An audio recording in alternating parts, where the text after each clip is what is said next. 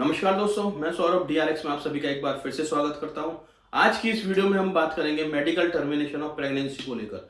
दरअसल अभी supreme court ने एक फैसला दिया है कि जिसमें कोई भी महिलाएं 24 वीक्स तक की प्रेगनेंसी अबॉर्ट करा सकती है, चाहे वो मैरिड हो या अनमैरिड हो। पहले ये कानून सिर्फ मैरिड महिलाओं के लिए था, पर इसमें अब अनमैरिड महिलाओं को भी जोड़ दिया गया है। मेडिकल साइंस में इतने लंबे समय तक की प्रेगनेंसी को अबॉर्ट करने के लिए सिर्फ एक सर्जरी ही तरीका है, पर 63 दिन तक की प्रेगनेंसी को अवॉइड करने के लिए मेडिसिन का कॉम्बिनेशन अवेलेबल है, जिसे MTP kit, Contra kit, unwanted kit या सेफ अबॉर्ट किट के नाम से मार्केट में अवेलेबल है। मैं डिस्क्रिप्शन में डिटेल डाल दूंगा किन किन नामों से मार्केट में अवेलेबल है।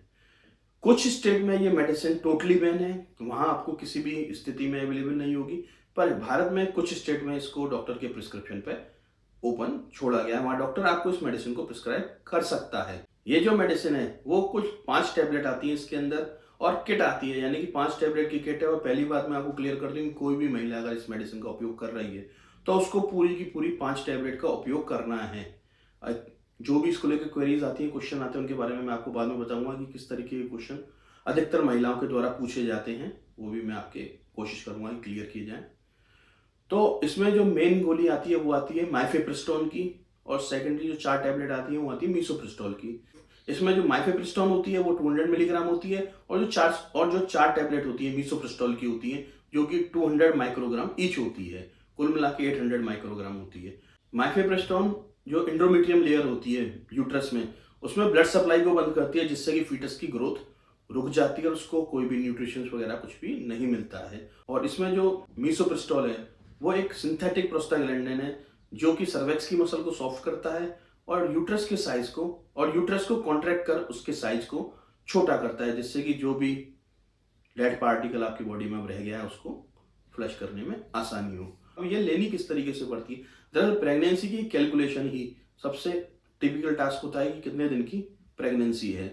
यूं तो ये मेडिसिन 63 दिन तक के लिए क्लेम्ड है कंपनीज के द्वारा, पर 49 डेज तक रिसर्च में ऐसा देखा गया कि 49 डेज तक इसके रिजल्ट सबसे सुपीरियर यानी श्योर शॉट 100% तक मिलते हैं। इसमें किसी भी महिला का जो एग फर्टाइल होने का चांस है वो उसके पीरियड स्टार्ट होने के 15वें दिन से चांस सबसे ज्यादा रहता है। तो अगर किसी महिला को 30 दिन का पीरियड हुआ है और उसने 2 दिन मिस किए हैं, तो उसकी जो प्रेगनेंसी मानी जाएगी वो मानी जाएगी 15 दिन। तो नेक्स्ट मंथ के 2 दिन अगर उसने मिस किए तो 2 दिन ये ऐड किए जाएंगे, 17 दिन की प्रेगनेंसी मानी जाएगी।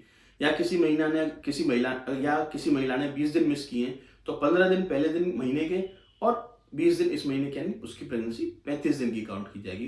तो इस मेडिसिन का अधिकतर उपयोग 49 डेज के लिए श्योर शॉर्टली किया जाता है। डॉक्टर इस मेडिसिन को लिखने से पहले हो सकता है कुछ महिलाओं की सोनोग्राफी कराएं। उसको कराने के पीछे डॉक्टर्स का जो मोटो होता है वो होता है कि कहीं प्रेगनेंसी एक्टोपिक तो नहीं है, यानी कि असामान्य प्रेगनेंसी तो नहीं है, जो फर्टाइल एग है फेलोपियन ट्यूब में तो प्लेस नहीं हो गया, या एब्डोमिनल कैविटी में प्लेस तो नहीं हो गया। उस स्थिति में इस मेडिसिन को देने से जो नुकसान होगा उसके बारे में मैं आपको बताऊंगा। अब बात करते हैं इसके देने के तरीके के बारे में। तो इसमें कुल मिला के 5 टैबलेट आती है, जिनमें से एक माइफेप्रिस्टोन और 4 मीसोप्रिस्टोल की होती है, जिसमें माइफेप्रिस्टोन को ए से और मीसोप्रिस्टोल को बी मार्क किया होता है। तो जो माइफेप्रिस्टोन की टैबलेट है जिसे ए से मार्क किया गया है, उसको किसी भी महिला को सुबह 8 बजे से 10 बजे तक के बीच में लेना है, और कुछ खाने के बाद लेना है, खाली पेट नहीं लेना, पानी के साथ। ऐसा इसलिए किया जाता है कि जब भी आपकी इन टैबलेट की किट पूरी हो, साइकिल पूरी हो, तो ब्लीडिंग जो है वो शुभ दिन के समय स्टार्ट हो, रात को ना हो, जिससे कि रात को होने वाली समस्याओं से महिलाएं बच सके। और जो 4 टैबलेट आपकी मीसोप्रिस्टोल की 200 मिलीग्राम ईच की जो बची हुई, जिन्हें बी से मार्क किया जाता है, उनको आपको माइफेप्रिस्टोल लेने के 36 घंटे बाद चारों टैबलेटों को, 2 को लेफ्ट साइड के बकल एरिया में और 2 को राइट साइड के बकल एरिया में आप लगा के रखिए 10 से 15-20 मिनट के लिए। और उसके बाद जो 4 टैबलेट है उनको आपको पानी से अंदर ले लेना है।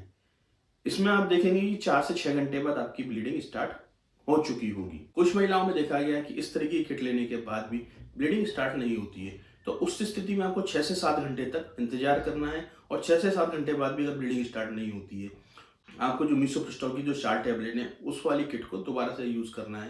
यानी सिर्फ 4 मीसोप्रिस्टोल को काम में लेना, माइफेप्रिस्टोल को काम में नहीं लेना।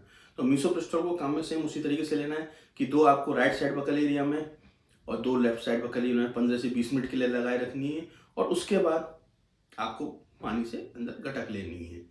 तो आप देखेंगे कि 2 से 3 घंटे बाद आपको रिजल्ट मिल जाएंगे।